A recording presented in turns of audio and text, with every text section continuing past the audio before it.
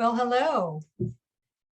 My name is Rosemary Nichols, and I am a health educator for Harvard Pilgrim Healthcare and Tufts Health Plan.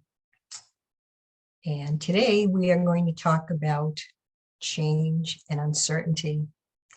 I was thinking about it earlier, and we've all had a very collective experience over the last couple of years with the pandemic.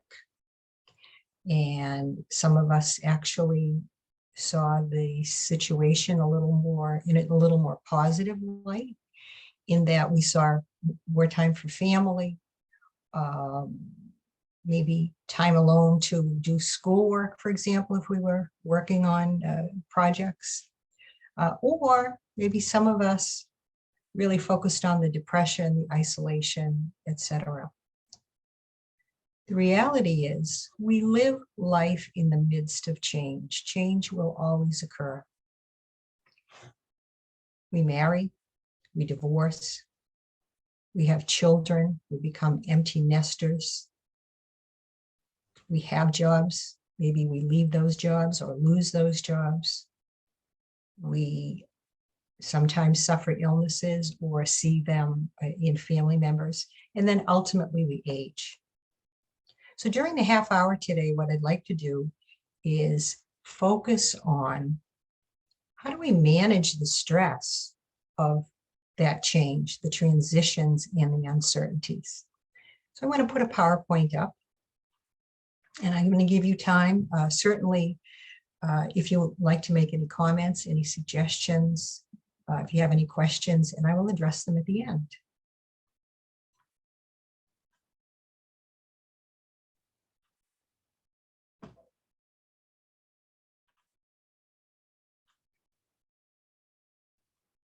All right.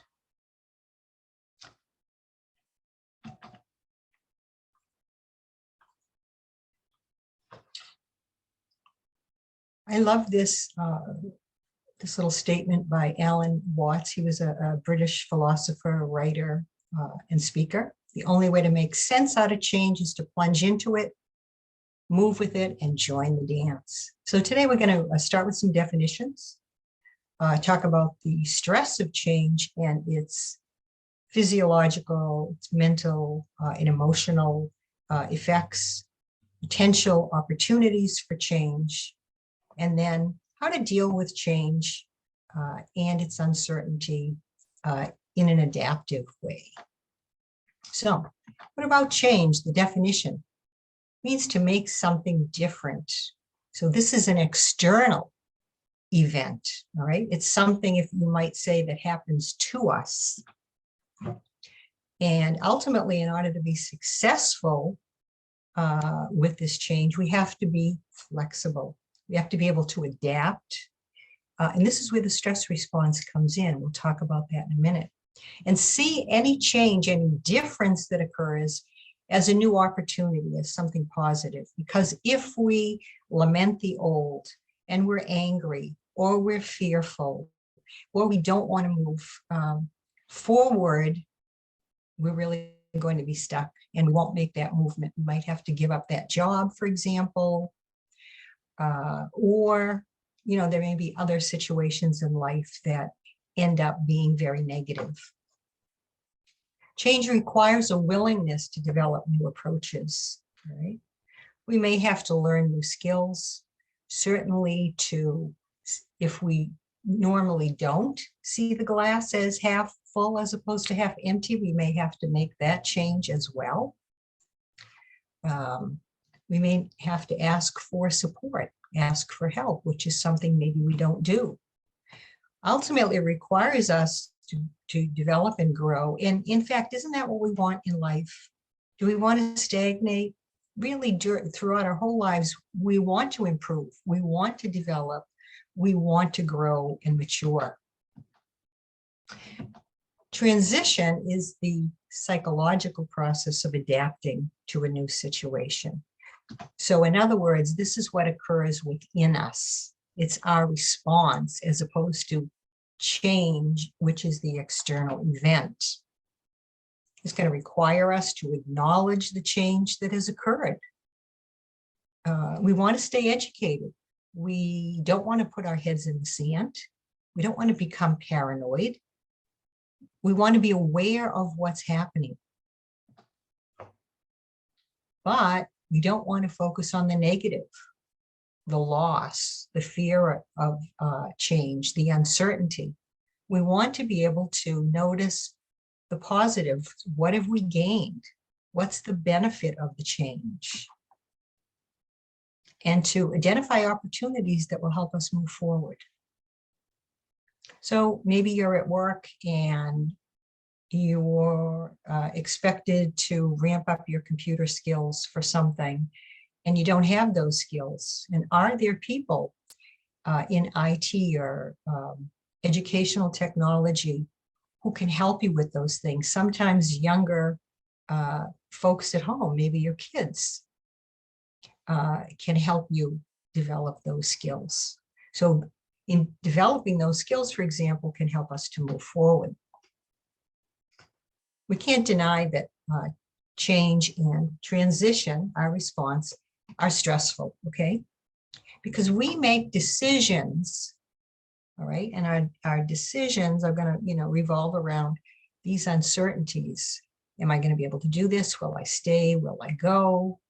Do I wanna develop these skills? Am I afraid to do this? We wanna make decisions for the future that are based on past experience.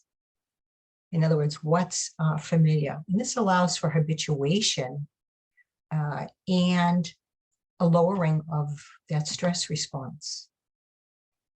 So these stressful situations, typically I say they're characterized by no information or not enough information, which leads to uncertainty, and we may feel threatened. And certainly in most cases, we lack control. The stress response is going to kick in. Now, I'm sure all of you have heard of fight or flight. Some people call it fight, flight, or freeze. But the flight or fight response, humans have adapted with that. It's a survival mechanism over thousands of years. We made the quick decision where we're going to fight the saber-toothed tiger or run up the tree or run away.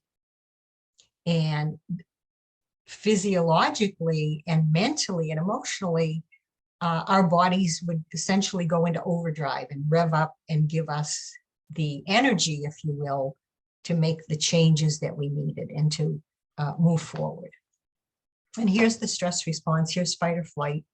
And the stress response occurs when the sympathetic nervous system kicks in, and we're going to get a release of catecholamines or different hormones.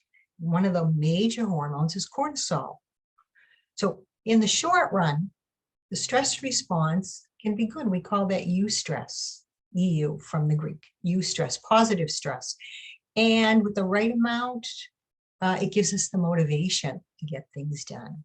Or if we're driving, to avoid that accident, for example. But if it's intense or it's prolonged and it leads to distress, that's when it can be problematic, because that, increase in blood pressure and blood sugar that is helpful can eventually lead to, in certain people, type 2 diabetes and hypertension, for example, problems with memory, problems with learning, all right? And we see mood changes and ultimately suppression of the immune system. Not only are we more at risk for chronic disease, but even infectious disease. And by the way, when we have chronic pain, it can, that pain when we're stressed can be exacerbated or, worsened. So we know that this change and transition can be that major cause of stress, which overall can affect mental and physical well-being. Signs and symptoms, they can be cognitive, problems with memory, for example, or learning. They can be emotional. So in other words, in particular, mood changes. We may be irritable. we get anxious, we get depressed. Physical, a lot of us experience, the physical signs and symptoms. Maybe you've got irritable bowel and it flares up, or some of the autoimmune diseases will flare up when people have, sort of chronic stress or stress that's disabling to them. And then certainly behavioral. Are we withdrawing, for example? Do we lash out at other people? Do we blame other people? We see absenteeism. We see people use more addictive substances, such as smoking, or if they quit smoking, they go back to smoking, for example. So I'm going to suggest that you look at potential opportunities for change. Remember, change is a chance. It's an opportunity to learn something new, and you really need to look at it that way. Sometimes it may take us kicking and screaming to that place, but we actually, with the right supports and the right attitude, we can learn new things. We can develop new skills. And this can bring a confidence with it because we've met the challenge, right? And we won the war, so to speak. So maybe I got so much better at my computer skills, for example, or if I were teaching on the university level face-to-face, and now I can teach a totally online course, which I was maybe totally fearful of before. Gives us the opportunity to discover new aspects of ourselves. Did you really think that you had the wherewithal, the stick-to-itivity to accomplish the feat? Wow, that was pretty good. I stuck right in there, didn't I? And I was able to accomplish it. At first, I didn't think that. So as a result, you feel more excited, more involved, more alive. And in many cases, what about meeting new people? So maybe in the workplace, those people that you needed to support you, that you barely knew or didn't know at all, you know them now. You know each other. You have new supports. Maybe you develop friendships. All of these things are potential opportunities of the change that can occur. And so I'm going to suggest that it's very helpful to connect with your values. What has that got to do with? Well, those values create a sense of purpose. Many experts in the field of health and medicine today, yes, they talk about diet, and they talk about the need for exercise and, a healthy body weight. But you'll hear many of them talk about having a purpose in life that can reduce not only morbidity, but mortality. And that purpose, that sense of purpose, in other words, what's getting you up in the morning, is connected to your values. Think of your core values as the roots of a tree that flourishes. Those values, maybe the values of family and supporting your family, or you have an identity for your job, for example, or your value is being a good child when your parents get elderly and they need your help. And this is certainly a change and is fraught with a lot of, uncertainties, if you will. So think about your values and connect with them, gives you purpose. And some of the wins are going to be small. Acknowledge those wins. Every step that you make forward, give yourself a pat on the back. So what else can we do to deal with change and uncertainty? Well, if you haven't built any tolerance for that, I'm going to suggest that you do. We face uncertainties every day. If you get on the highway and you drive, everybody's going over the speed limit. How do you know you're going to get to work? How do you know you're not going to get into a terrible accident? somebody's going to lose control of their car and smash into you, that you're going to end up being seriously injured or even killed. We don't focus on that, though, typically. We just pay attention, unless we're doing what we shouldn't be doing and, texting. But we usually pay attention. We usually sort of gloss those uncertainties over and we continue with our lives. We get on the highway and we go to work every day. And we don't focus on the worst case scenario because you know what? We wouldn't get in the car and make it to work.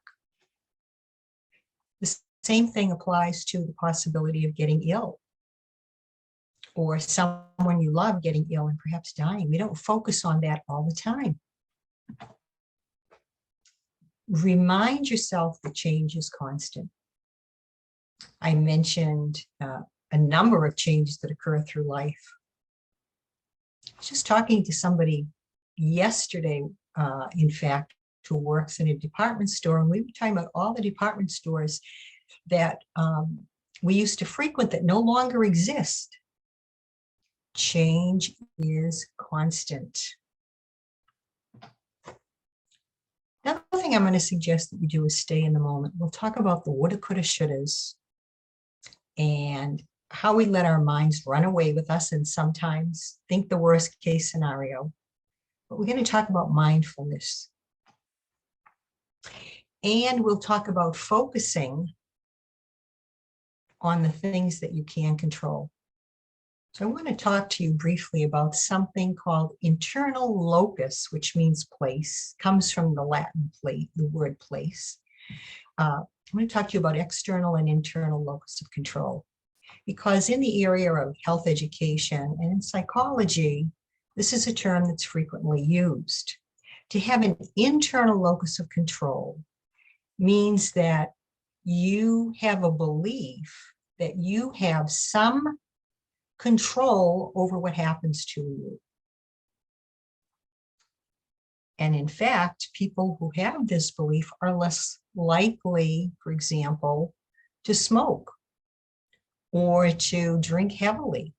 They're more likely to engage in exercise and in an appropriate diet, as opposed to the person with the external locus of control who feels like it doesn't matter what you do, the worst happens anyway. Sometimes I hear people say, well, you got to die of something, So this internal locus of control, not only is it important, but I would argue that it's something, if you don't have, you can develop. And we'll talk about that a little bit. So mindfulness, practicing mindfulness, if you don't know what that means, it means staying in the moment. And I love this little cartoon. Is your mind full of car payments? My car broke down. I have to, make my apartment payment. The kids are driving me crazy, and on and on and on. What are all the things that I have to attend to and the things that are overwhelming me? Or am I mind full as I walk? And I walk through the park, do I appreciate nature? And I focus on the sunshine and the flowers and the green trees, and I don't let my mind run forward and away with me. We have programs, for example, for people who are stress eaters that deal with mindful eating. There's mindfulness meditation, but just staying in the moment in our everyday life can help us to avoid the woulda, coulda, shouldas revolving in our head constantly. So be in the present, focus on what you're sensing and feeling in the moment. So important. And don't interpret or judge what you sense or feel. Let it go, but enjoy the moment. By the way, nature, getting it in nature and in green space is a wonderful way to help us reduce our stress. And finding a place in your home where you can create a sanctuary. Is it your bedroom, for example? So, maybe you can go to a store and you can buy maybe some new lamps and maybe a new rug or a new comforter and make it very comfortable and a place you want to go. Maybe just going to shut the door, get away from everybody and make that your space. It's a good place to practice your mindfulness. As I said, you want to focus on the things that you can control. Don't ignore what's not in your control. I mean, you have to acknowledge that it exists. That's important. We don't want to get paranoid. We don't want to put our heads in the sand. But you want to be aware that you have a choice. And it's about having a choice in those things that we can control, including our attitude, for example, and the way we approach things, and even the way we express our emotions. So we can follow a daily schedule. There are daily routines related to our health. We have control over our exercise, our diets, for example, our meditation. And cultivate routines that you can practice anywhere. In stress management, we call these our anchors. So it could be that cup of coffee in the morning that really you could enjoy anywhere. You learn how to meditate. No matter where you work, you can take a few minutes and meditate, for example. So routines that can be practiced no matter where you're at. The expression of your emotions and how you treat others. Your feelings are valid. They're yours. But how you express them is really important. We talk about emotional intelligence. I may be angry, but how do I exhibit that anger towards you? Because that may only ramp up the situation, make it worse. And remember that internal locus of control, that feeling that I have control over certain things. And we'll see how that works in the next few minutes. Watch your self-talk. In other words, watch your language. And this is part of internal locus of control. I can't, I never will be able to, I'm a loser, I always fail at this. We don't want to say that.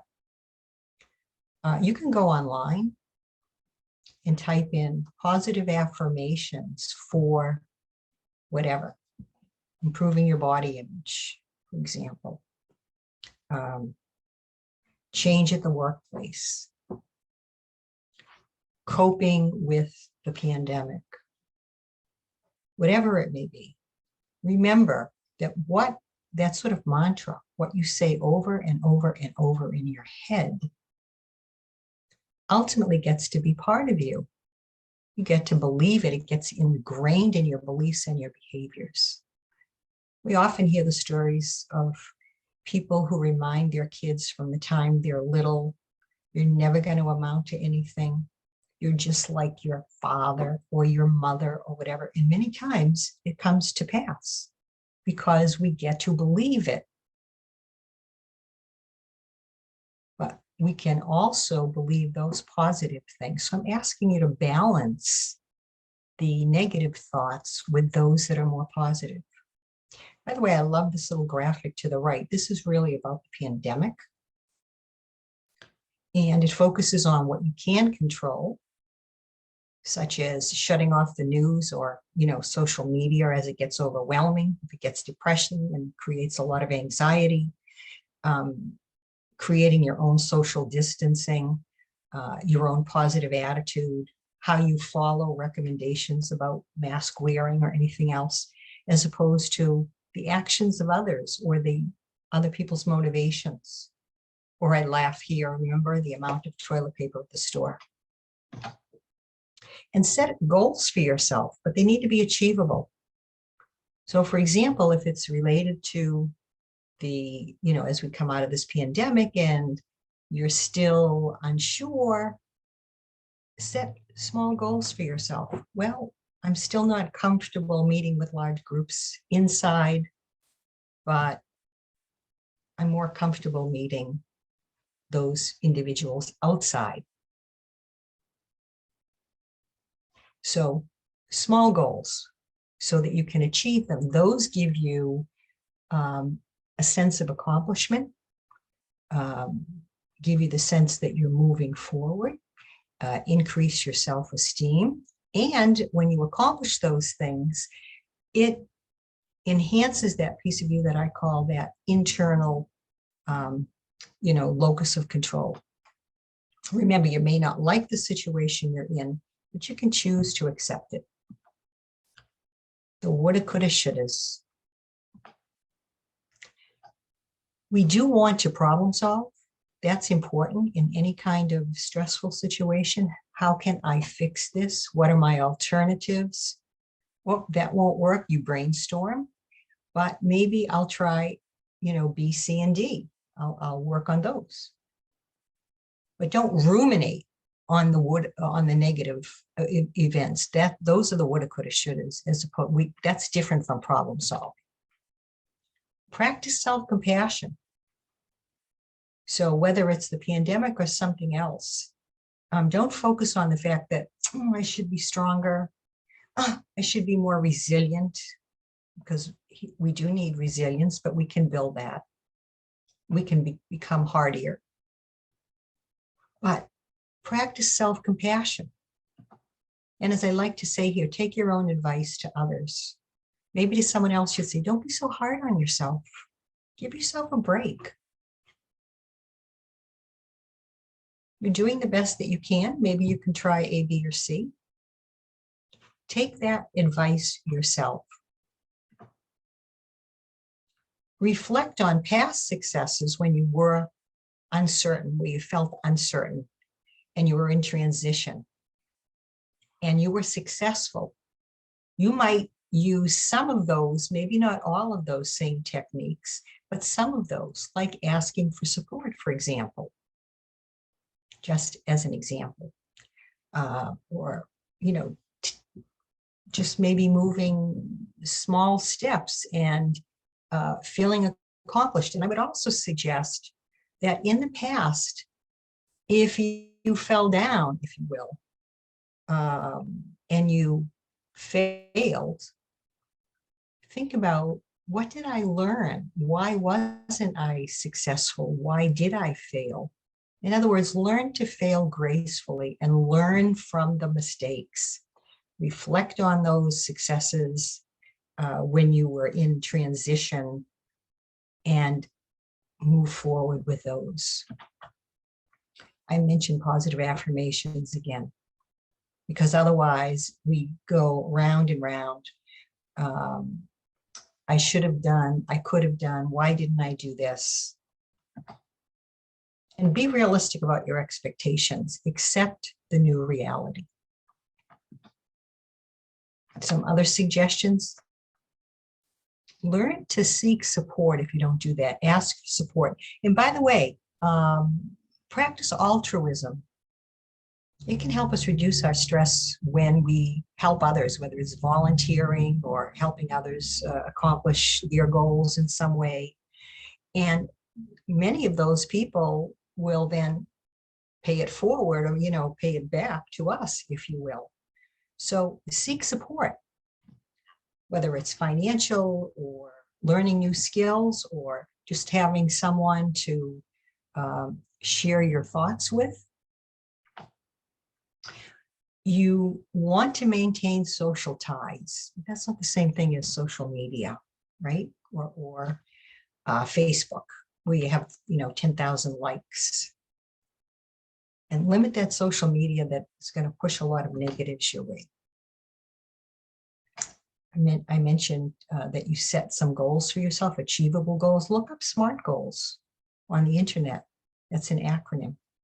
And it will help you to make those appropriate steps for the particular goal that you're aiming towards. Make a plan and take action. And even with the very small steps that you accomplish, it will give you a sense of competence. And finally, if necessary, don't be afraid to get therapy. When it comes to anxiety or depression, cognitive behavioral therapy works very well. It works very well for to help us manage our stress when we're stuck.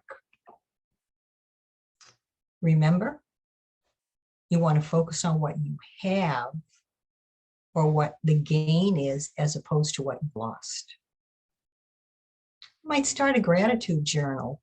What are the things that you're thankful for? Or think of 3 things every day for which you're thankful. Maybe, say them to yourself when you get in bed at night or before you go to bed or when you get up in the morning.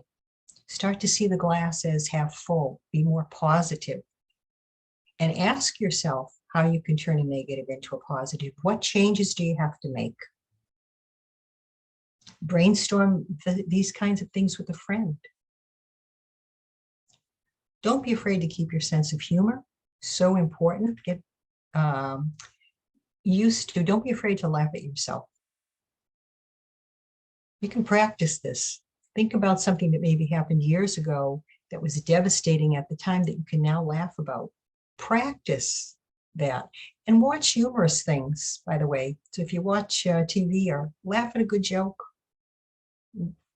see a funny movie on Netflix, and remember that ultimately the choice is yours. The secret to change is to focus all of our energy, not on fighting the old, not on moving forward or kicking and screaming, but on building the new. We have a number of resources here. You might check out Martin Seligman. He is the father of positive psychology. He's written a number of books. This one I like from 2006. You'll also find some YouTube videos. And I'm going to take a look and see, maybe we have some questions. I think we do, or some items in the chat.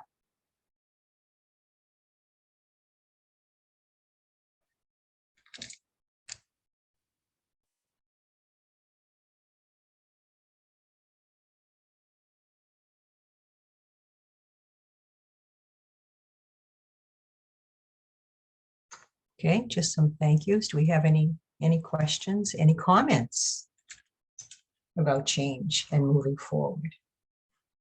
We'll wait one more minute. And I hope that we've given you some good food for thought, if you will, something to think about. So it makes it a little bit easier to deal with the stress of change, or some ideas, some techniques to help you move forward. Any comments, any suggestions, maybe things that I haven't mentioned in this half hour? We'll wait one more minute and then we'll end.